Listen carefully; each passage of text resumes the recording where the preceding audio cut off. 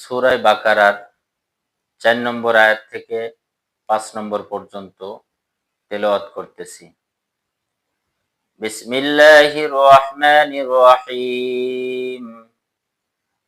والذين يؤمنون بما أنزل إليك وما أنزل من قبلك وبالآخرة هم يوقنون أولئك على هدى من ربهم وأولئك هم المفلحون।